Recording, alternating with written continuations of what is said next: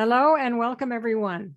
Welcome once again to my 2021 interview series where I showcase extraordinary women of a certain age who are doing interesting and fun and exciting things related to our love of Paris and France. And I can see all of you are joining in, so thank you for coming from all over the world once again. So today my guest is Alison Browne. Now, Alison is what you call a, yes, hi, Alison. She's in Paris in her apartment in Paris. We're coming to that. Um, Alison is kind of a modern day nomad. She set off to travel the world in 2015 after teaching elementary school children for about 28 years. And then with her traveling, she's traveled solo. She's done a lot of house sitting. And she's employed what is called the slow travel movement, which I'm very interested in hearing about. Anyway, she's done this through Europe, across Southeast Asia, in both Central and South America. And currently now she lives in Paris, which is always exciting for us to find somebody in Paris. And she documents her travels on a wonderful website, which I'll tell you more about later, but it's called dreameratheart.org, dreameratheart.org. Anyway, Alison, thank you so much for joining us. How are you? It's evening there. It is the evening and it's a pleasure to be here. So thank you for having me. And you've got your red lipstick on. I should have done the same. Got my red lipstick on. You look great. Texas, so. Well, that's fantastic. So listen, thank you for joining with us, but let's just start with your move to Paris too, because you actually do live full-time in Paris now. How did that come about? And you also told me in our pre-interview that you actually moved to Paris in February 2020, which was a month before everything locked down. So tell us about that. It's very true. I think when I was packing up my house for the final time, someone asked me, so what are you going to do? And I said, just out of the blue, out of the depths of my soul came the words, I have to live in Paris.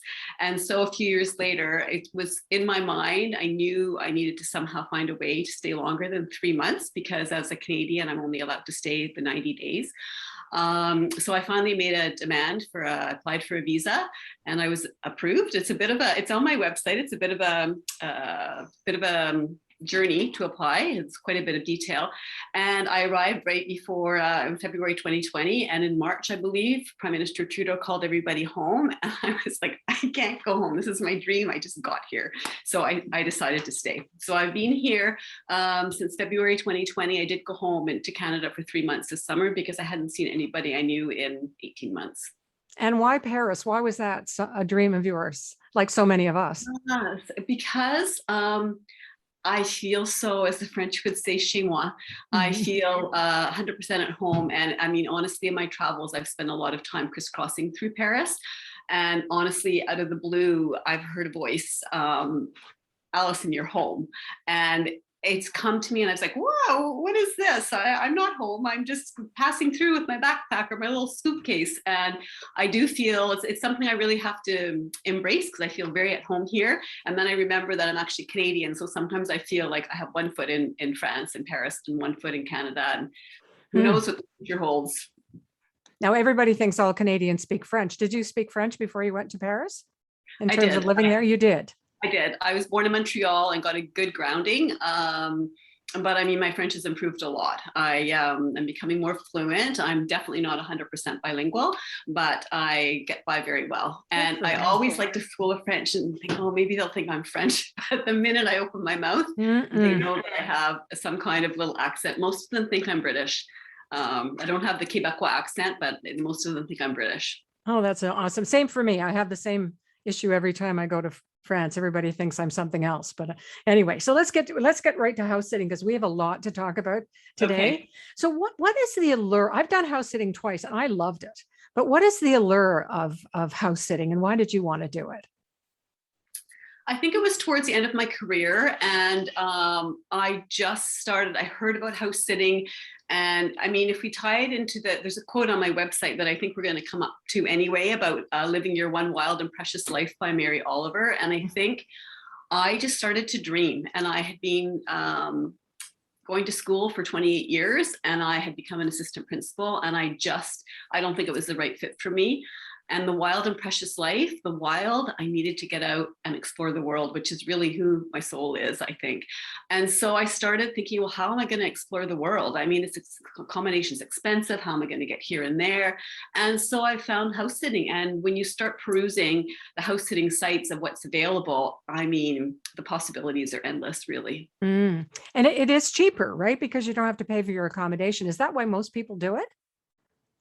I think, and probably that's what sort of starts most people doing it. You Yeah. have to get there, but you don't have to pay for the accommodation. But then once you do it a few times, I mean, it is really slow travel, the epitome of slow travel, because you're living in someone's house, which, you know, can have its pros and cons, but you're in the community. And we can talk about this later. I mean, I've had house sits where I meet a lot of people, or some people, house sits where I meet nobody, but somehow you can just sink into the life and the culture, because you actually have a base. You're in someone's house, you have a dog to walk, you might meet someone with the dog. I think the allure, there's a few things that draw people in. And do most opportunities come with animals, or do a lot of people want you to take care of their pets? I think I've done around 30 house sits, and not all through the sites, but I think also some friends and family for sure. Only one did I do a house sit of someone who didn't have an animal. Wow. I've found in Paris, even from talking to people, that people actually like someone living in their apartment when they're not here. So I do think that, yeah, most of them come with an animal though, for sure.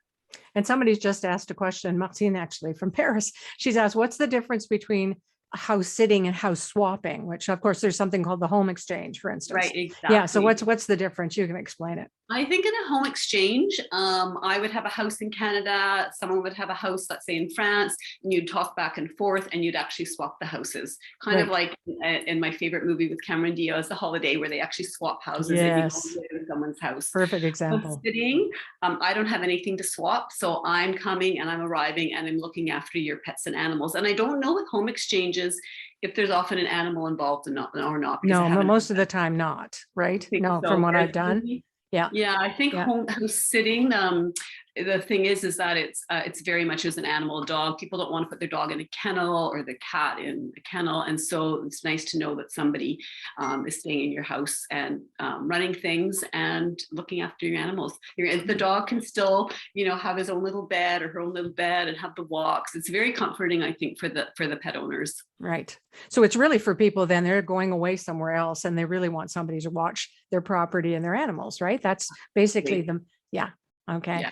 And so, and tell us a little bit about the slow movement, the slow travel movement. I had never heard of this before I talked to you about it.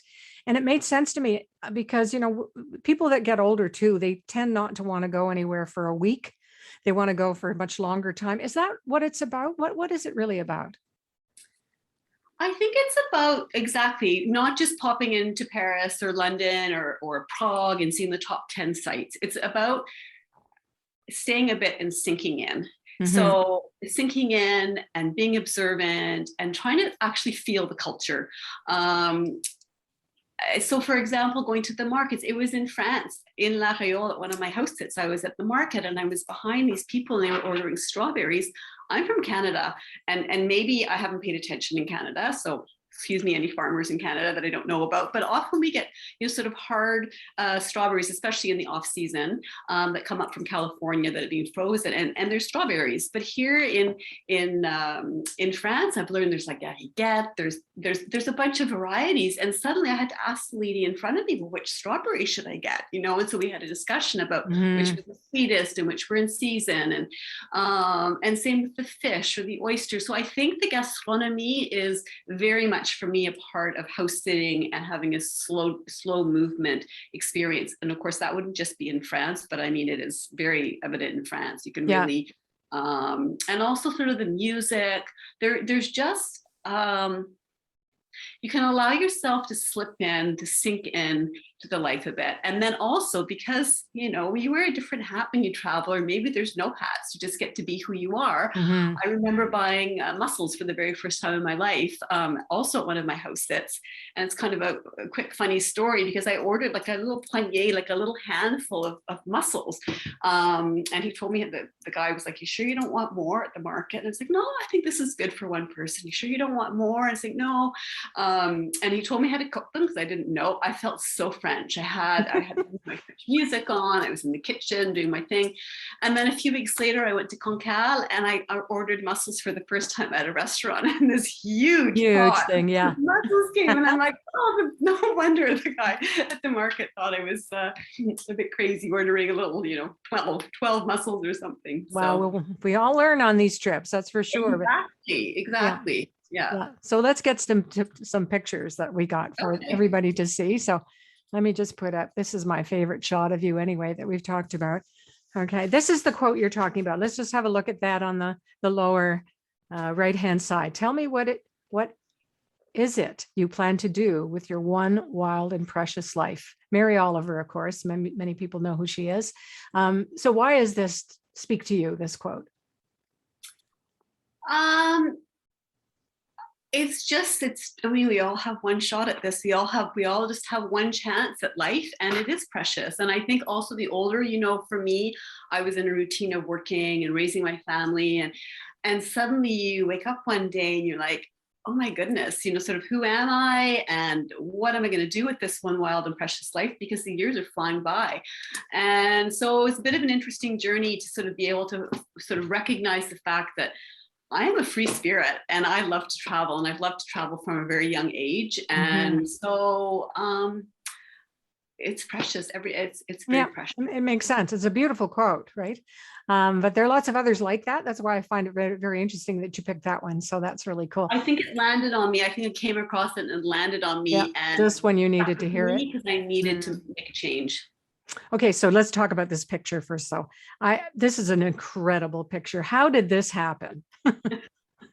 Well, before I wasn't house sitting, I was visiting Paris and I got asked out on a date. So I went on a date, not with either of the police officers. And not one with these two. Yeah. Okay. No, and we were coming along in the little Citroën by the Seine, and then we turned into Saint-Germain, right at the end of Rue de Seine, and there's a photographic exhibition, or pardon me, a gallery there, and there was an exhibition because it was exactly 50 years from the May 1968 uprising in Paris and all of France.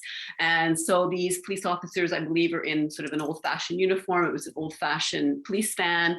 And so I took some pictures. There were lots of people gathered around, and the person that I was on the date with is the person that's like, go get a picture with the policeman. And it's one of those things that happened in a split second. I don't even practically remember it.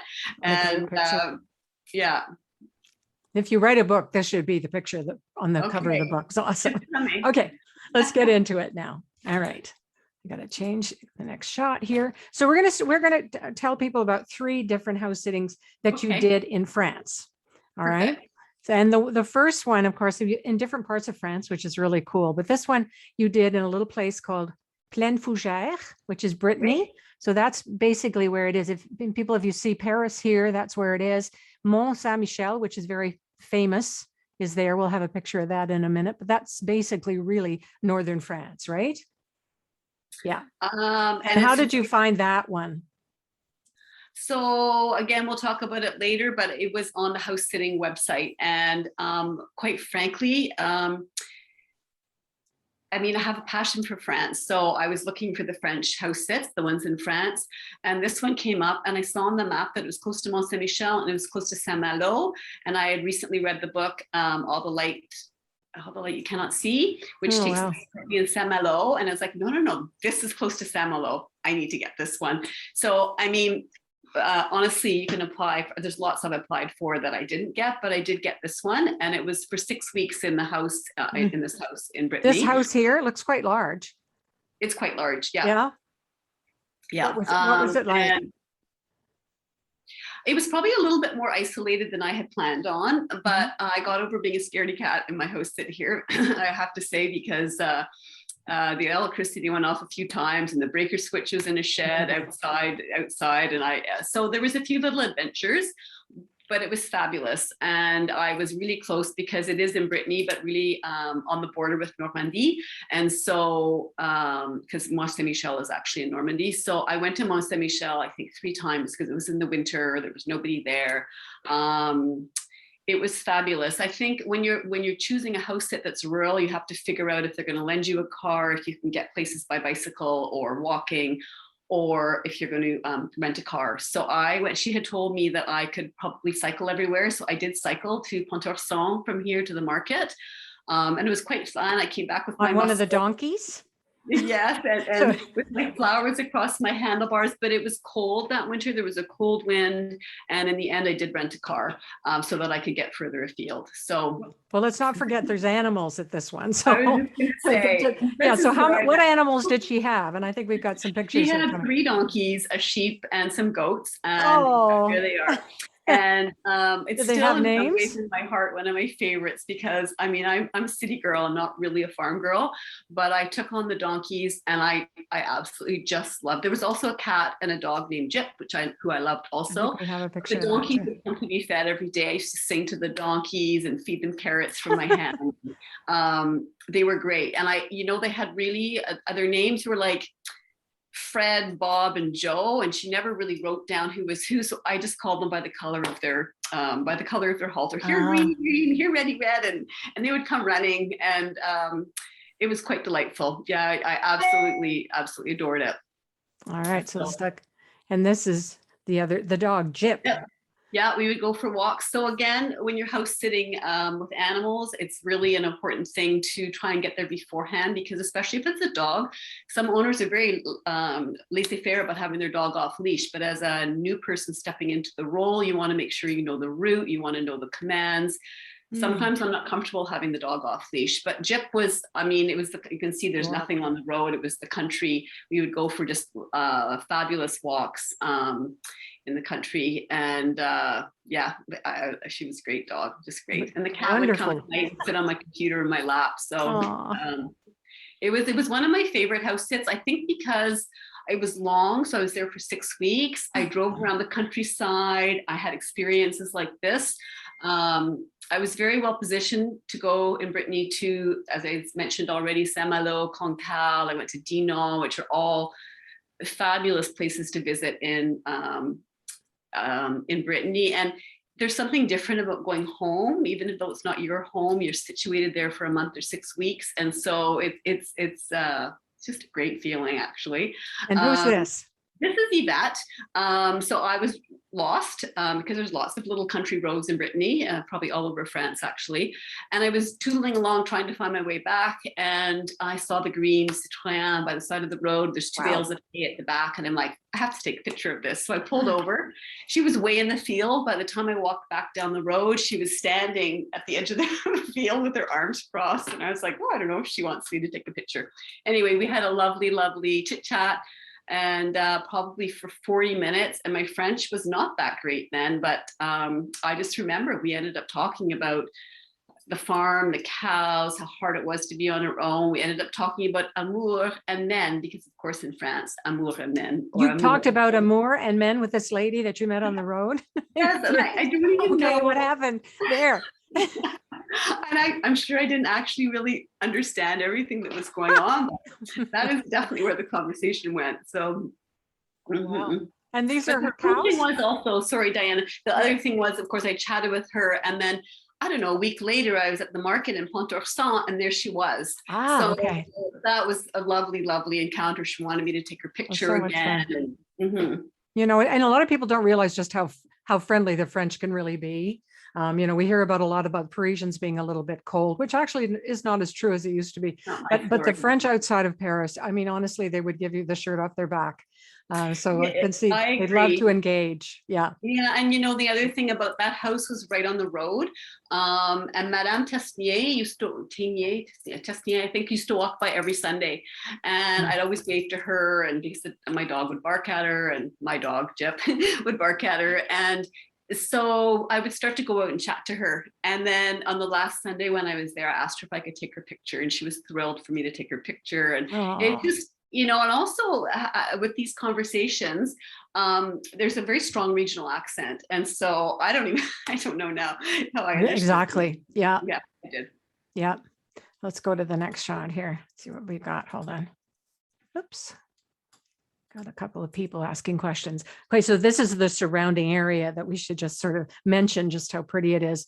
Again, you know Right. what I always find about northern France too is there's a moodiness about it, right?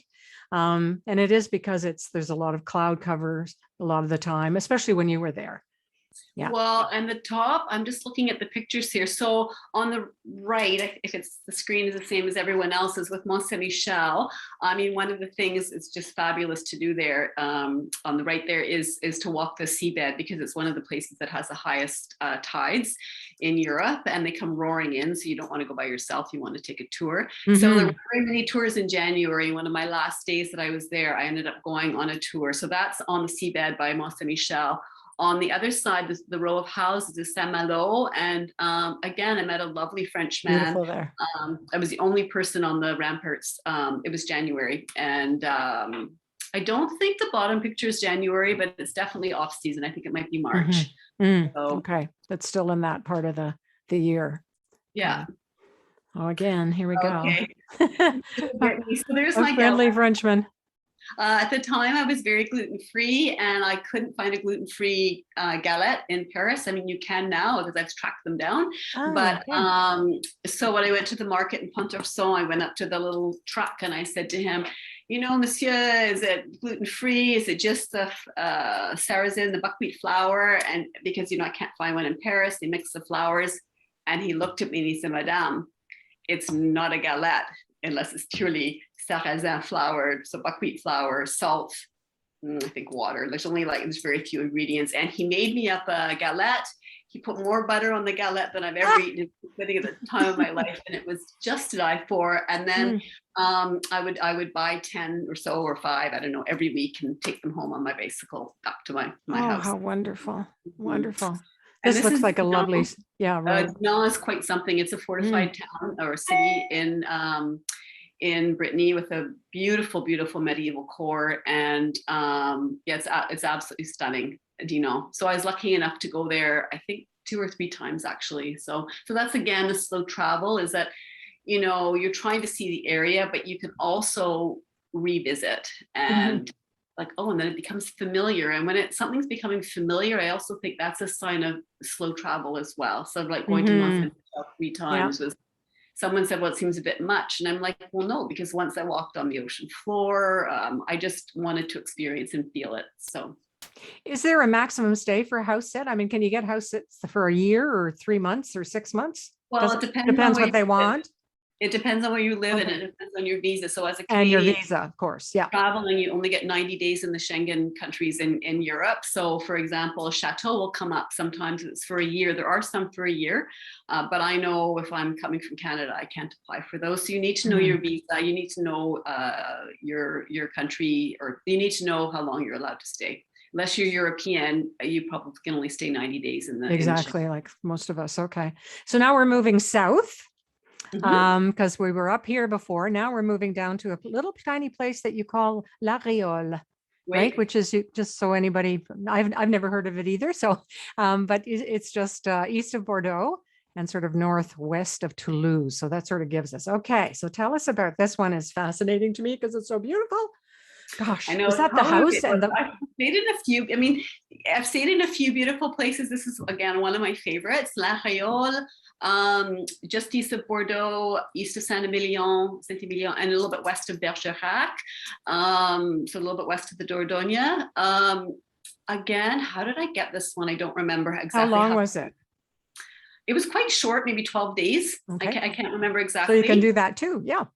Oh, absolutely. And there are some that are just weekends. So once you start looking and perusing, you'll find out what's a good fit for you. I don't really want to go for a weekend, bring all my stuff. They're not my favorites. No. But actually, if you are in your hometown and you're trying to build up your profile so that you look like you have done quite a few house sits, so that when people, because the homeowners will look at your profile obviously and they interview you, and so some people do short ones so that they can, in their hometown, so they can build up their profile. I don't like to do too short ones because you just sort of get there, you want to have a relationship with the animals, and I mean, the animals are a really big part of it, as you had to remind me. They're a huge part of it. So this is a beautiful manor house just outside of La Réole, actually. And I think the timing worked out. The house looked gorgeous. There was a dog and a cat. And I was like, why not? So it's there's Kinchy on the left, the cat, and Duffy, the dog. Wow, what kind of dog is that? I think she's a Berger Picard, which are quite rare. I think during the World War II, they were almost killed with extinction because I think they had it. Duffy and anyway, it's a fabulous house set. I met the neighbor. I didn't meet too many people on this one, and that you'll find when you're house sitting. Sometimes the owners will introduce you to neighbors. Sometimes it's up to you. I've done house sits where I haven't met a soul. I have house sits where I've connected with a few people. This one, I walked the dog every morning and I ran into my French neighbor every morning. So we ended up just chatting. He lent me a bicycle. But mostly I was on my own here, but he also told me with the bicycle where to go. So right near La Réole was the canal, it's called Canal Latéral of the Garonne, because the Garonne River runs into Bordeaux. So I haven't exactly examined. I think it's connected to the Canal du Midi as well. So I would go biking on the canal and find these little towns that nobody in these. I think that's Fontaine. There's nobody really in it. I was like the only person on the path and the only tourist for a long time. Really? So again, it was fabulous. And Kinchy the cat was supposed to be one of those elusive cats. This has happened to me quite a few times. It's quite delightful. You might see the cat, just feed the cat. But then what happens is I start walking the dog and the cat comes with us. And suddenly the cat's coming in. Kinchy would sometimes lead the way down the long driveway. How fabulous. Yeah, it was lovely. And the house itself, I don't know if you want to know a bit more about the house. Yeah, tell us about it. Also, we have a question from Gail Paget about what's the most exotic pet you've ever had to take care of. What was it, the donkey? Probably the donkeys. Yeah. I mean, they don't sound too, the donkeys and the hens. I did look after hens on my very first house sit that laid me blue eggs. They also ran away. So and you found it again? There's always a little bit of an adventure, the unexpected. Yeah. Tell us about the house. Yeah. So the house was as beautiful as it looks. The gardens were gorgeous. The flowers were beautiful. The kitchen was super modern. So I would throw open the windows and go to the market and cook up a storm. The rooms were beautiful. And again, this is a good time to tell you that when you choose a house, you don't really know, even though you will have interviewed and met the owners, you don't really know, you can't really have set expectations of what's going to be there when you arrive. So when I arrived in La Réole, Shona had left out, I mean, the fridge was full. She had, told me I couldn't help myself to anything except for their rare wines that were tucked away. I was like, okay, I won't, I promise.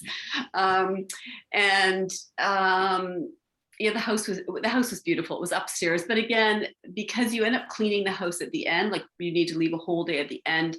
I wasn't in the master. I was in the guest room, but I overlooked the barn and the yard, and the garden was lovely. There was a great big table. It was probably one of the times that I wish I'd had 25 people to invite over, because there was a great big table in the backyard. I'd gone to the market, and I'm like, well, okay, I need to have a gathering here, because it was beautiful.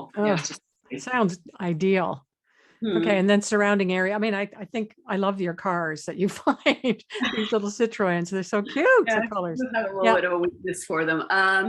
So beautiful area of France, though, that very few people know about, actually. Because people Yes. they go to Provence, they go to the Riviera, they go to Paris and so on. But this part of the southwestern region of France is less known among tourists, really. Definitely. And it Mhm. is, as the slide says, it is in where I was, is in the Nouvelle Aquitaine region. France redivided its regions, I think about 5 or 6 years ago.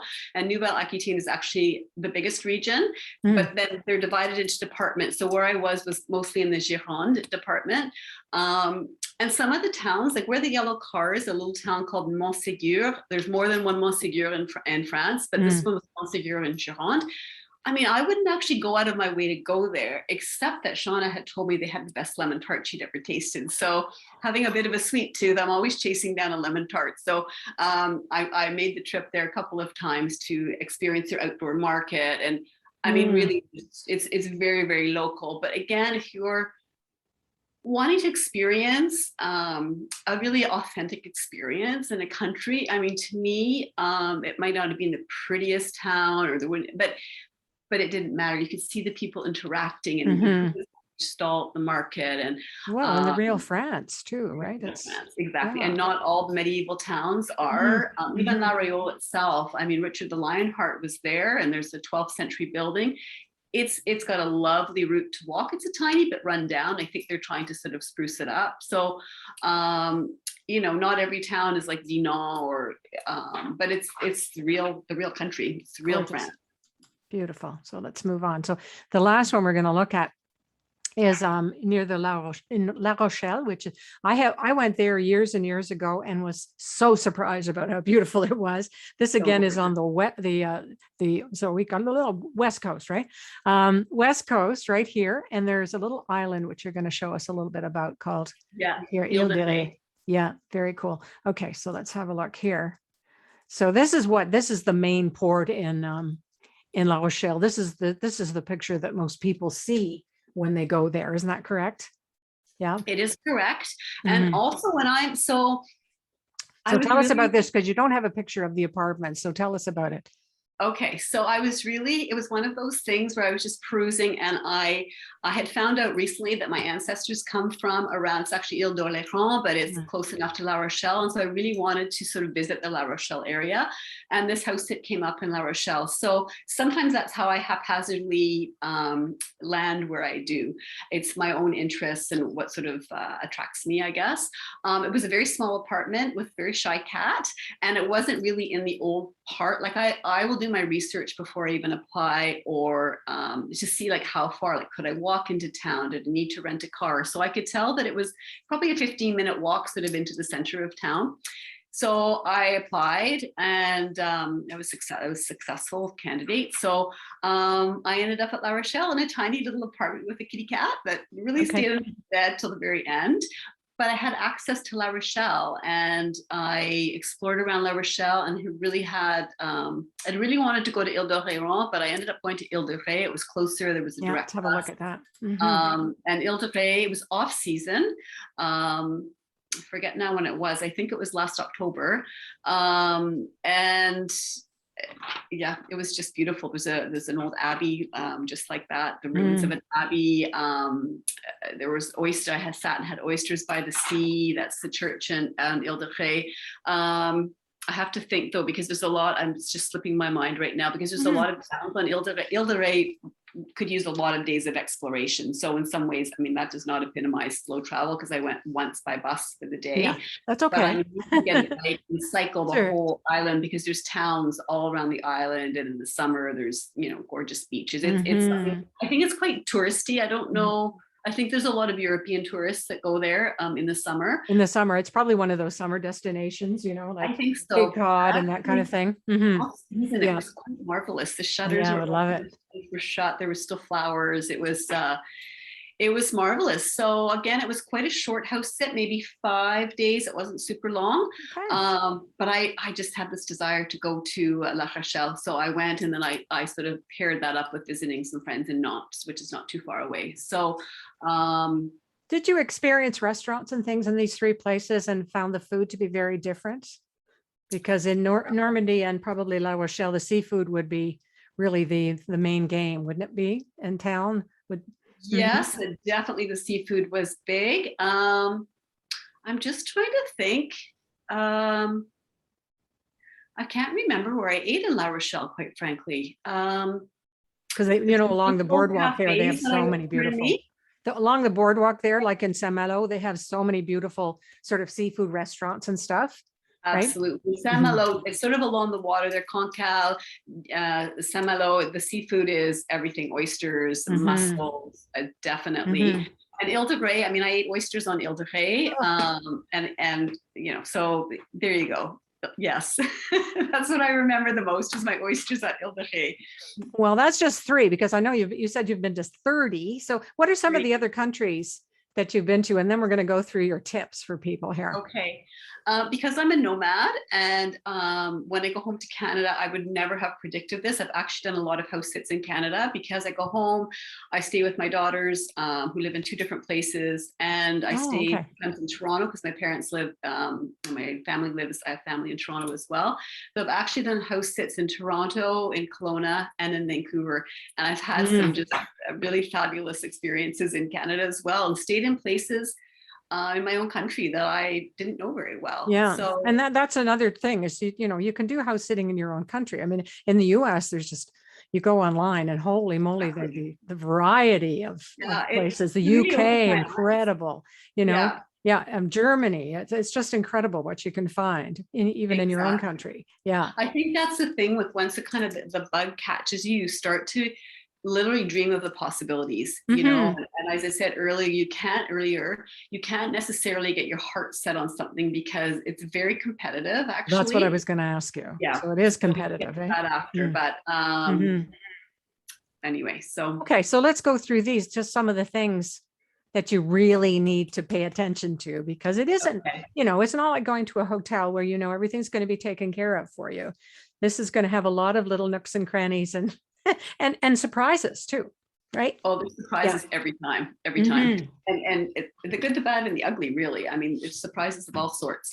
So you must love animals, and I know that sounds like a given, but which ones are you willing to look after? So, for example, I'm not comfortable with horses, probably because I just don't have any experience with horses. So, I mean, there's some that are on farms. I wouldn't. That's true. I would never sign up for one with horses. So, when you're looking at the postings, you'll see what is a good fit for you, do you know?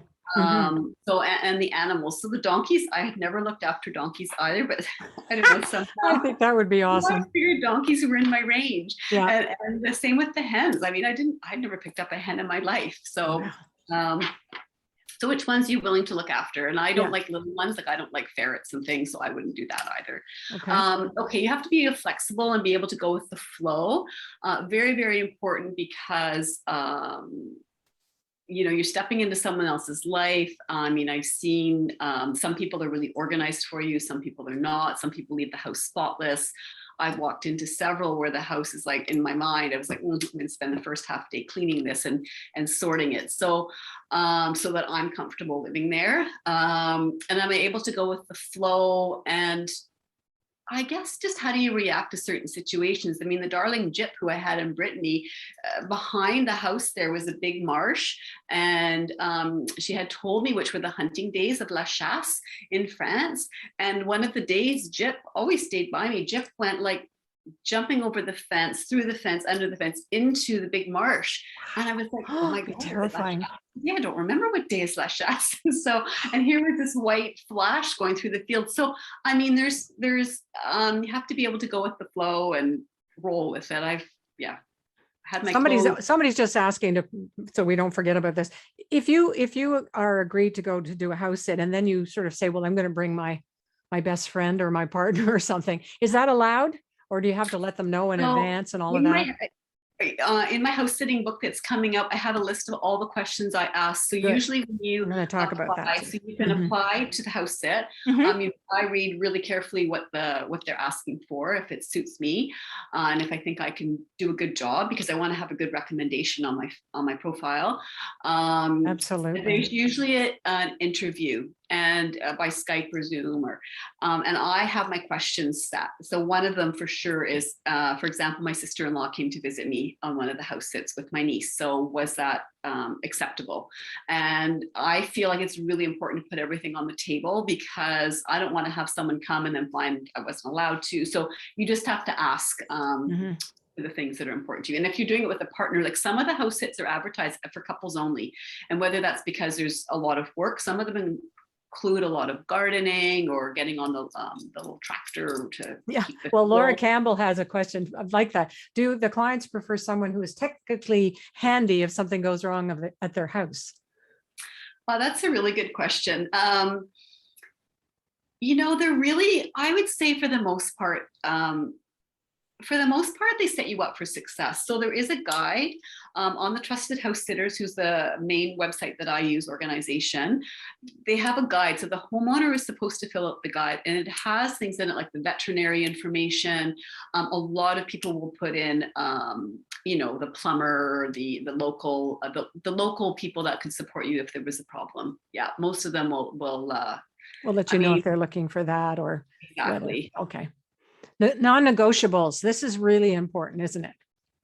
Well, I think when I started, you're just really keen to get out there and, I could go to Holland and I could go to, Amsterdam. They sort of fly off the page at you and everything looks like a fantastic opportunity. Yeah, exciting. It's very exciting. You have to really, you have to be quite strategic, I think, and quite,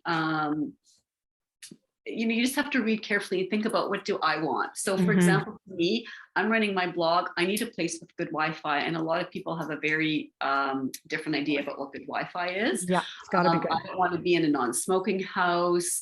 Do you want to rent a car? Is that a big deal to you, or do you not want to rent a car? Right. So I think those kind of things you need to know. And I think once you sort of dive into house sitting, those things become more apparent.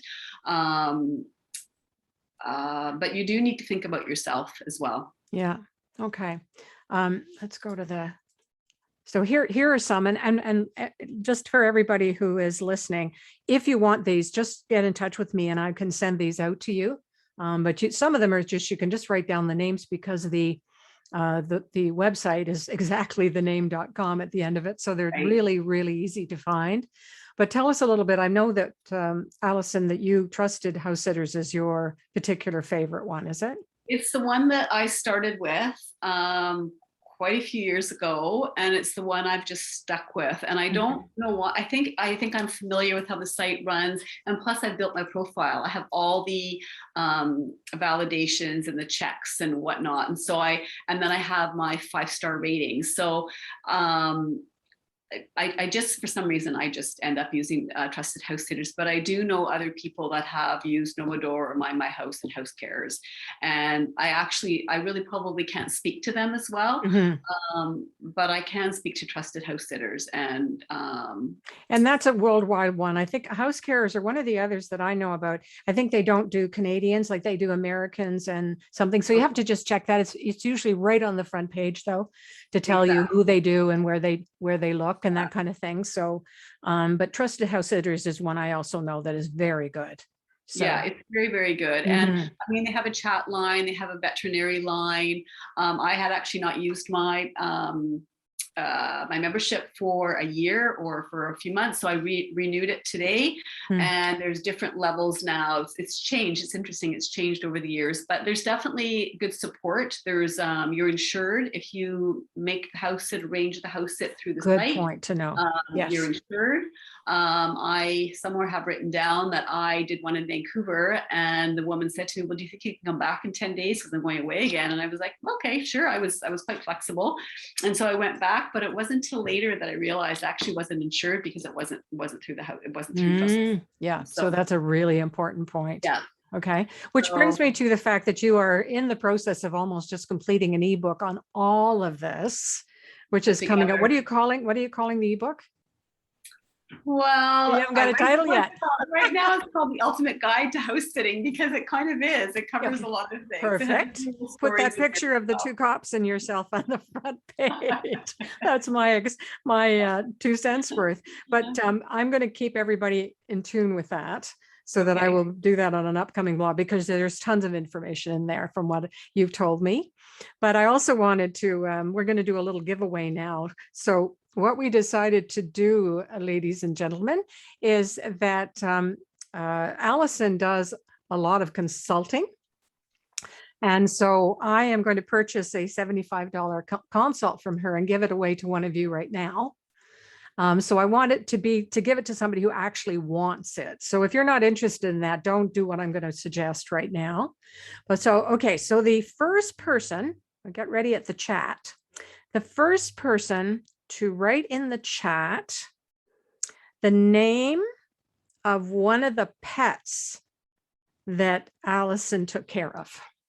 Oh my goodness. Whoa, good word. Lori. So Lori Jago, I think she got for, you are all very clever though. I wish I had more than one to give away. I think it was, let me just check. Duffy's a good one too. We mostly got Jep though. Lori Jago, you are, so I will get in touch with you. That's great. She's actually a new subscriber to my blog, so I'm happy to hear about that. Good. Congratulations, Lori. And the other thing we should mention, Alison, right, is that you give a 25% discount for joining, because there is a small fee that you have to, when you join these things, there's this annual fee that you have to do. It's the same for the home exchange. But Alison is willing to give us a 25% discount for trusted house sitters. She's got that ability, right?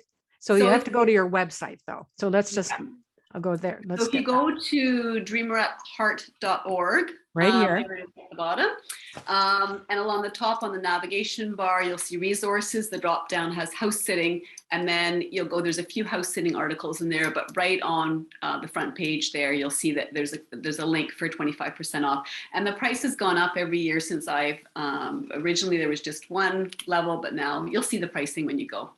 Great. So if anybody forgets what that is, that it's dreamerattheart.org, just again, email me and I will give it to you again. I'm going to sign up. So thank you very much, Alison. That's really super. And thank you today. Like what, so interesting. There's so much more that we want to know. There was one last question that I did not address. And this is more of a technical question though. Like if you're in France and you're there for 3 months, right? Can you go home? Yeah, how long do you have to go home for before you can do another one? I thought it was a good That's actually question. a really good question, because a lot of people that travel don't know about the Schengen rule. You, as a Canadian, for example, you're allowed to be in the Schengen countries, and not every country in the European Union is in the Schengen, so research it. What is that word you're using? The what? Schengen. SCGNGEN. And Okay. I won't go into details, but it's the country. Really, it's the free moving borders, right? Okay, so that's an acronym for that. Okay. It's the name of a town where the agreement was signed. Oh, okay, even better. Okay. Yeah. So what are you allowed to do? 90 days in, 90 days out. Okay, that's what I figured. Excellent. But you could go to some of the countries that aren't in the Schengen. You could go to the UK. I know Croatia was on the list to be in it. What's not in the Schengen, I don't know. You'll have to look it up. Okay. So you'll have to research what's in the Schengen, what's not. But you have to be out for 90 days. Okay. All right. Well, thank you again. So just to wrap up here. So this actually concludes. Thank you, Alison, for being my last interview of this year. My 7th interview of my interview series for 2021. What a great way to end. So I really want to thank all of you who signed up for these interviews over the year, and especially to those of you who took out an annual membership, which is really wonderful to support me in my endeavors to keep interviewing women around the world. So I hope you'll stay with me, because in 2022, I have a series that I'm just about to finalize. Again, it'll be 7 interviews, and this year it'll be called Women of Global Interest, because I'm branching out to find women trailblazers around the world who are of a certain age. That's key, but they continue to challenge themselves in this chapter of their lives, and they're really empowering women around the world, our generation and younger generations, with what they're doing. So I will have that full list for you in mid-December. But just as a little hint, one of the women that will be on that list is Debbie Travis, who is the British Canadian television personality. She's done so many different television shows for years and years on Home and Garden Television, etc. She's a self-taught interior designer. She has a home and business in Tuscany, and she does retreats there, which are very popular. She's also an author, written several books, but she's just come out with a great new book called Joy, which really is about joy at our age and all of that. So you can imagine she'd be a perfect interview for this series, but she's just one of the really interesting guests that I have coming up for 2022. So in the meantime, thank you, everybody. I am just so thrilled that you follow my blog and follow my series. It means so much to me. I really hope you all have a great holiday season. As you probably know, I'm off to Paris in 2 weeks, less than 2 weeks now, where I will be writing blogs from there about the Christmas season and having lunch with Alison. Okay. And a lot more. We have actually a few things we're going to do together. We're really looking forward to that. So everybody, à la prochaine. Bye for now. And please take care of yourselves. Stay safe and stay well. Bye for now. Des adieux à jamais. Je suis au regret de te dire que je m'en vais.